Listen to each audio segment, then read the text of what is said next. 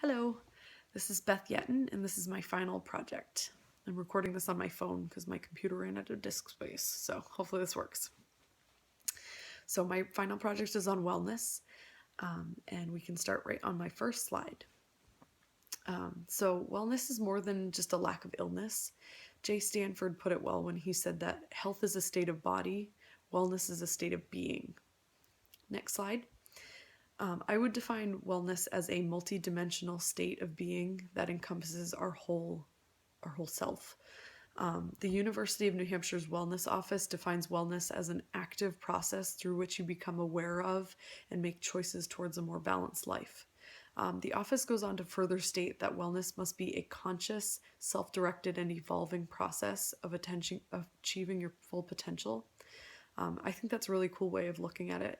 Like it said, it must be a conscious, self-directed, and evolving process. So that's just, that's us pushing it, for ourselves, which I think is really cool. Next slide. So I think we all know there's 8 facets of wellness. They would be social, spiritual, financial, occupational, intellectual, environmental, physical, and emotional. The major one that we're going to touch on today in much detail is physical wellness. And I would argue that physical wellness is one of the most important facets that makes up a balanced life. Next slide. Physical wellness is just so key to living. It was Virgil who is credited as saying that the greatest wealth is health. In this presentation, I'm going to be looking at the factors of physical wellness that we can control, not the ones that we can't control, such as hereditary disabilities or diseases, such things like that. From here on out, I'm going to refer to physical wellness when I say that, but I mean the factors that we can control, not the ones we can't. Physical wellness has 3 major factors: sleep, exercise, and nutrition. Next slide. Sleep is the first one. It's just so important to physical well-being. Dr. Bert Jacobson affirms this when he says that sleep deprivation can impact us physically, which can negatively affect our coordination, agility, mood, and energy. Some people can even have chronic sleep issues like sleep apnea, insomnia, or chronic fatigue. These issues are prevalent and, if unchecked, can cause major issues in other facets of a person's life, such as social, occupational, emotional. If you have one of those sleep issues, I would strongly suggest seeing a doctor who specializes in sleep problems. I know several people who have had sleep apnea whose lives have been drastically improved by the use of a CPAP breathing aid while they sleep. Next slide. Getting enough sleep is proven to improve memory. It can support metabolism function. It can bolster our immune system, increase focus, improve emotional well-being, and decrease the risk of car accidents. So there's a lot of ways that we can improve the quality of our sleep, even if we can't increase the actual quantity of hours we get to sleep. One way is by reducing the use of technology right before bed. In the evening, our body produces melatonin, which aids in our cycles of sleep and wakefulness. Blue light, which is emitted by devices like our phones, computers, such things like that, it severely restricts melatonin from being made. So the less you can use those, the better it is. If you absolutely have to use one of those devices, try using it through an app such as Flux or Twilight. It changes the color of the light that's emitted from your phone in the evening, which in turn helps the production of our melatonin. Next slide. Another way to improve the quality of our sleep is by tracking sleep cycles. Our night of sleep actually goes through several cycles. Typically, our sleep first hits non-REM sleep, which starts with stage 1 and progresses down to stages 2 and 3. Stage 3 is known as that deep sleep. After this, it progresses back up through non-REM, through the lighter and lighter stages, until we hit REM, which it stands for rapid eye movement, and that's the stage that we dream in. If we're woken in the middle of a sleep cycle, it can really affect how tired we feel during the day. We're just going to feel a lot more tired if we're woken up in the middle. Again, there's another app that we can use to mitigate that problem. Sleep Cycle is an awesome phone app that tracks your stages of sleep, and it can actually use an algorithm to figure out when you're at the right stage of sleep to wake up. Next slide. Exercise would be a second factor that makes up physical wellness, and it can increase life expectancy. It can positively affect emotional wellness, mental wellness. It can promote self-confidence. Like I said on this slide, our bodies are temples. How do you treat it? Next slide.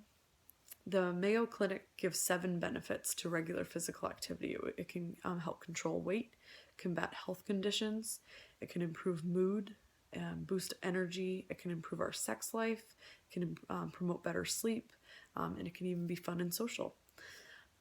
As you can see, the benefits are kind of endless. The Wounded Warrior Project even uses physical activity as a way to help veterans. They have physical health and wellness programs designed to help wounded veterans recover and cope. Their website says that these programs are designed to reduce stress, combat depression, and promote an overall healthy and active lifestyle by encouraging participation in fun and educational activities. Next slide. Many physical health disorders can come from a lack of exercise. Just to name a few, joint problems, weakness, obesity, and heart disease. Our bodies aren't designed for inactivity. The Johns Hopkins Medical Center states that a lack of physical activity is shown to be a risk factor for cardiovascular disease, coronary heart disease, high blood pressure, anxiety, cancer, depression, and obesity. Like I said before, our bodies are not designed for inactivity. The presence of physical activity in our life just has so many benefits to it. The Mayo Clinic recommends aiming for 150 minutes each week of moderate intensity exercise or 75 minutes of high intensity exercise. You don't have to start that big though, you can start smaller.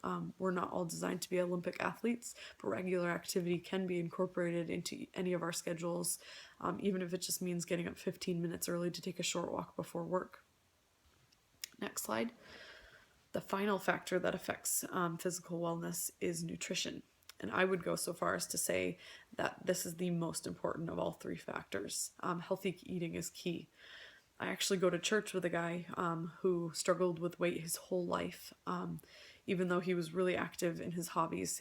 His job was a computer desk job, but his hobbies, he loved mountain biking and just was super active in his hobbies, but he could never keep the weight off until he realized that nutrition is the key component. Once he started eating better, he was able to lose like 100 pounds in a year in a healthy way. And he would be the first one to tell you that exercise doesn't help you lose weight if you don't eat right. Next slide. Healthy eating can affect weight. It can help us lose weight, can affect our blood pressure, improve our mood, so many other things, just, keeping you feeling fuller longer, increasing your clarity of thought, just thought processes in general. Next slide.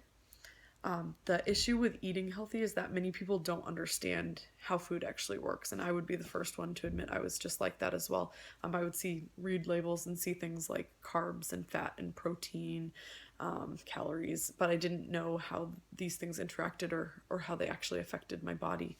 I read a really good article on bodybuilding.com that really helped me understand basic nutrition, so I can give you a quick rundown of that.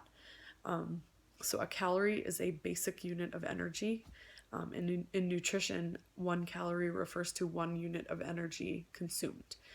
In physical activity, a calorie refers to 1 unit of energy expended. So we'll start by talking about the different types of nutrients. So carbs, fat, and protein are all different nutrients that we consume that have differing amounts of those calories in them. So the first one would be protein. That one has 4 calories per gram of protein. The 3 ways our body uses protein would be, carrying out functions necessary to life, such as replacing cells, building muscle, skin, nail, tissue, such as that. A second way is it stores protein in fat stores. And the third thing would be it uses it as a last-ditch energy source. If the body had no more fat or carbs to use, it would start breaking down protein. Our bodies can't produce some of the amino acids that make up protein, so we have to eat it in our diets, which is why it's pretty important to eat protein. If your body doesn't have enough protein, it'll begin to break down muscle to get what it needs. to get enough protein, the authors of Understanding Normal and Clinical Nutrition advise you to take your weight in pounds, divide it by 2.2. That'll give you your weight in kilograms. And then you should multiply it by 0.8. The result is the number of grams of protein you should eat per day. The second nutrient that the body needs would be carbohydrates. This nutrient is the one that the body goes to first in order to digest energy to perform physical activity. So I think that's kind of why runners, they carb load the night before just so they have that quick energy.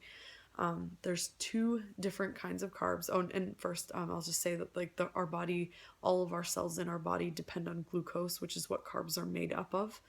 And then there's two different kinds of carbs. There's simple and complex. Complex carbs would be things like bread and pasta. They're digested more slowly than simple carbs, such as sugar, soda, honey. Simple and complex carbs both have the same amount of calories, which would be 4 calories per gram, which is the same amount as protein has per gram. But simple sugars instantly boost your blood sugar, but then they metabolize very quickly. This means your body then, it kind of crashes, so it looks for more sugar to get the blood sugar level stable. This results, like I said, in sugar crashes, food cravings, stuff like that. That's why complex carbs are better, because your body digests them more slowly, which keeps your blood sugar steady. The last nutrient that we'll talk about is fat. Fats have kind of a bad rap in the world of nutrition, but they're actually essential to life. Fats give us, so many different things. Different things that they do would be they give us energy for physical activity, they protect vital organs, they keep us feeling fuller longer, they regulate body temperature, lots more things besides that. They have 2 times as many calories per gram than carbs or protein. They have 9 calories per gram, which is actually kind of a good thing though, because it means they're a good energy source. Fat is the last nutrient that the body goes to during digestion, which sounds bad, but if you think about it, it means, if you eat fat though, if it's the last thing that it goes to digest, it means it's going to keep you feeling fuller longer, so that you don't feel like you have to constantly eat more. So the bodybuilding.com recommends that 30% of your daily intake should come in the form of fats. Overall, knowing what each of these nutrients actually does will definitely help us to make better food choices. Too much of any of these nutrients can lead to a bad diet and bad health problems down the road, but the right amount of each of these can help our body stay in proper harmony. Like they say, moderation is key. So better nutrition is instrumental in wellness. Like I said, it can help with clarity of thought. It can keep you feeling fuller, regulate the amount of food that you consume, help you lose weight. So hopefully this presentation has been informative. Wellness is just such a complex issue, but if we make lots of small changes, they can add up to a big result. And that's what wellness is all about. Like I said in the beginning, wellness is an active process through which you become aware of and make choices towards a better life, a more balanced life. And in the end, that leads to a better life. So have a nice day. Bye. Thanks for listening.